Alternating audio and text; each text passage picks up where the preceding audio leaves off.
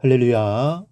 사랑하는 대강의 가족 여러분, 오늘 하루도 하나님의 말씀과 동행하는 삶이 되길 소망합니다. 오늘 함께 나눌 하나님의 말씀은 요한복음 20장 26절에서 29절 말씀입니다. 여드레를 지나서 제자들이 다시 집안에 있을 때에 도마도 함께 있고 문들이 닫혔는데 예수께서 오사 가운데 서서 이르시되 너희에게 평강이 있을지어다 하시고 도마에게 이르시되 내 손가락을 이리 내밀어 내 손을 보고 내 손을 내밀어 내 옆구리에 넣어보라. 그리하여 믿음 없는 자가 되지 말고 믿는 자가 되라. 도마가 대답하여 이르되 나의 주님이시오 나의 하나님이시니이다. 예수께서 이르시되 너는 나를 본고로 믿느냐? 보지 못하고 믿는 자들은 복되도다 하시니라. 아멘. 이번 고난주간 특별 새벽 기도를 통해 우리가 흔적에 대해 말씀을 살펴보고 있습니다.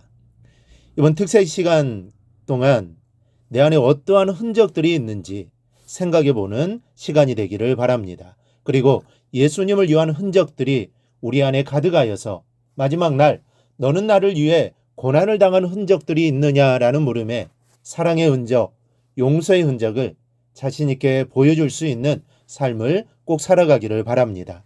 이렇게 살아가는 삶이 바로 참 제자의 삶입니다.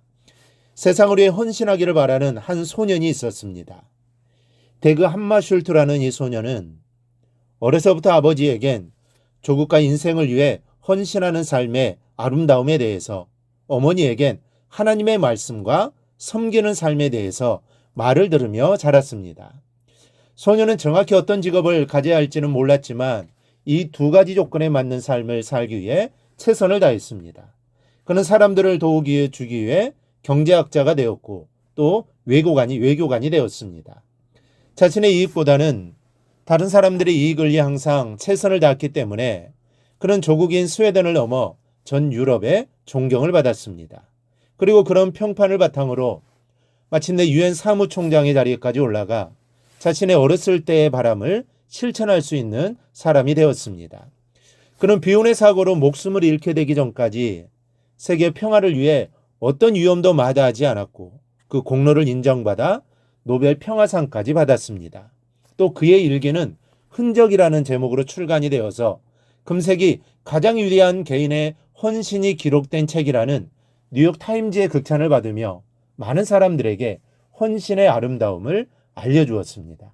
여러분, 가장 흉하지만 아름다운 흔적을 가진 분을 꼽으라고 한다면 바로 예수 그리스도입니다. 이 가시에 찔리고 못이 박혔던 그 상처는 너무나 흉한 흔적입니다. 그러나 그 흔적이 자신의 잘못으로 생긴 것이 아니라 세상의 모든 사람의 죄를 대속하기 위한 헌신의 흔적이었기에 그 흔적은 너무나 아름다운 흔적입니다. 우리 예수님은 이런 흔적을 가지고 계신 분이었습니다. 오늘 본문을 보세요. 본문을 보면 예수님이 십자가에 죽었다가 다시 살아나셨다는 것을 믿지 못하는 한 사람이 나옵니다. 그 사람이 바로 도마입니다. 도마가 이렇게 말합니다. 내가 그의 손에 못자국을 보며 내 손가락을 그 못자국에 넣으며 내 손을 그 옆구리에 넣어보지 않고는 믿지 아니하겠노라. 그러자 주님께서 그에게 나타나셔서 이렇게 말씀하십니다. 도마에게 이르시되 내 손가락을 이리 내밀어 내 손을 보고 내 손을 내밀어 내 옆구리에 넣어보라. 그리하여 믿음 없는 자가 되지 말고 믿는 자가 되라. 손과 옆구리를 보라는 겁니다. 만져보라는 것이죠. 여러분, 이것이 예수님의 흔적입니다. 그러면 예수님은 왜 이런 흔적을 가지셨을까요? 첫째는 우리를 사랑하셨기 때문입니다. 로마서 5장 8절은 우리가 아직 죄인 되었을 때 그리스도께서 우리를 위하여 죽으심으로 하나님께서 우리에 대한 자기의 사랑을 확증하셨느니라 라고 합니다. 예수님이 십자가에 죽으신 것은 우리를 향한 사랑 때문이라고 합니다. 하나님의 사랑을 입증하는 결정적 증거입니다. 사랑이란 단어는 매우 추상적인 단어입니다. 그래서 사랑이란 정말 아름다운 줄 알지만 한편으로는 막연하게 느껴지기도 합니다. 하지만 하나님의 사랑은 그렇지 않습니다. 우리를 향한 하나님의 사랑은 확증된 사랑입니다. 하나님의 사랑은 구체적인 행위였습니다. 눈으로 볼 수 있고 느낄 수 있도록 확연하게 드러난 사랑입니다. 그래서 누구든지 하나님의 사랑을 알 수 있습니다. 그렇다면 우리에게 대한 하나님의 사랑은 구체적으로 어떻게 확증되었을까요? 7절을 보면 알 수 있습니다. 의인을 위하여 죽는 자가 쉽지 않고 선인을 위하여 용감히 죽는 자가 혹 있거니와.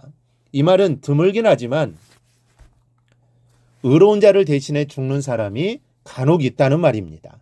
사실 그렇습니다. 세상에는 의로운 자를 대신해 죽음을 당하여 사람들의 칭송을 받는 사람이 간혹 있습니다. 그런데 그 어떤 사람도 죄인을 위해서 목숨을 버리지는 않습니다. 사람들은 죄인을 향해서는 비난만 할 뿐입니다. 의인을 위해 죽는 일도 쉽지 않거늘 어떻게 죄인을 위해 죽을 수 있겠습니까? 그러나 주님은 죄인을 위해 죽으셨습니다.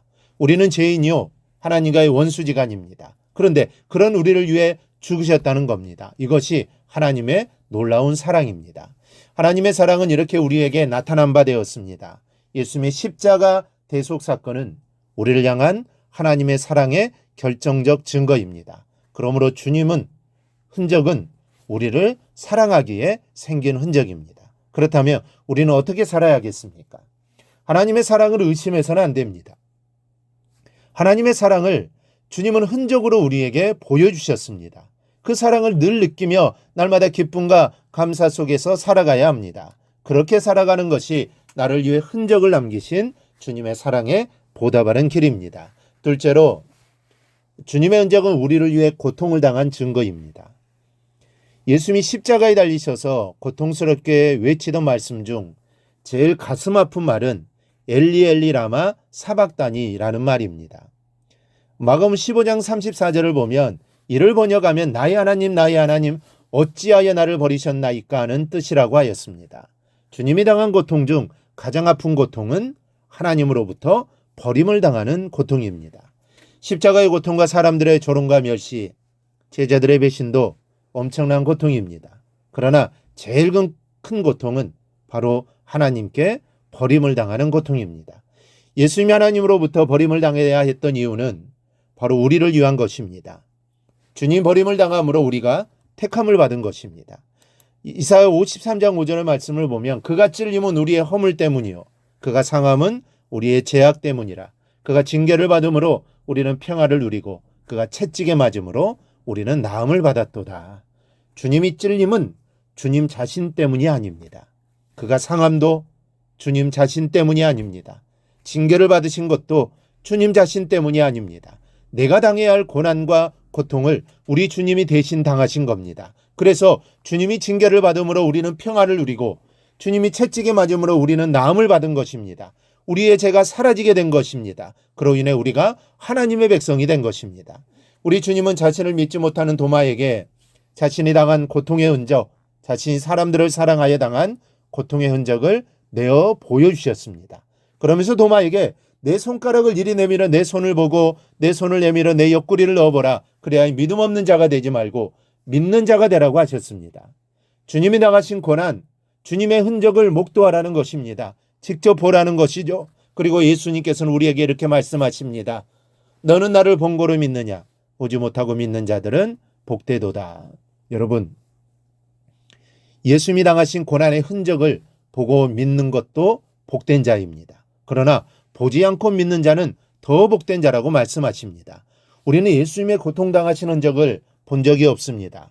그러나 우리가 믿음의 눈을 들면 이 흔적을 볼 수 있습니다. 주님이 맞으신 채찍, 주님이 당하신 고통, 주님이 가신 십자가의 길, 주님이 달리신 십자가, 이를 통해 얻게 된 흔적을 우리는 보게 될 것입니다. 우리의 마음으로 느끼게 될 것입니다. 마치 내가 당한 고통으로 마치 내가 십자가를 지고 골고다를 오르고 있음을 알게 될 것입니다. 그럴 때 우리는 고백할 수 있습니다. 주님이 당하신 고통은 내가 받아야 할 고통입니다. 주님의 사랑에 감사합니다. 주님에게 있는 그 흔적들은 나를 사랑하여 생긴 고통의 흔적입니다. 그렇다면 나는 주님을 위한 어떤 흔적들을 가지고 계십니까? 여러분도 주님을 위한 흔적을 남기시기 바랍니다. 주님을 위한 흔적들이 나에게 있어야 합니다. 주님을 위해, 교회를 위해, 사람들을 위한 흔적들이 있어야 합니다. 만약에 나에게 이런 흔적들이 없다면 오늘 내 자신을 다시 한번 돌아보고 다짐하는 새벽이 되기를 바랍니다. 그래야 주님이 나를 위해 당하신 흔적들을 기억하고 나도 주님을 위해 흔적들을 남기는 삶을 살게 해달라고 기도하는 오늘 하루가 되기를 주님의 이름으로 축원합니다.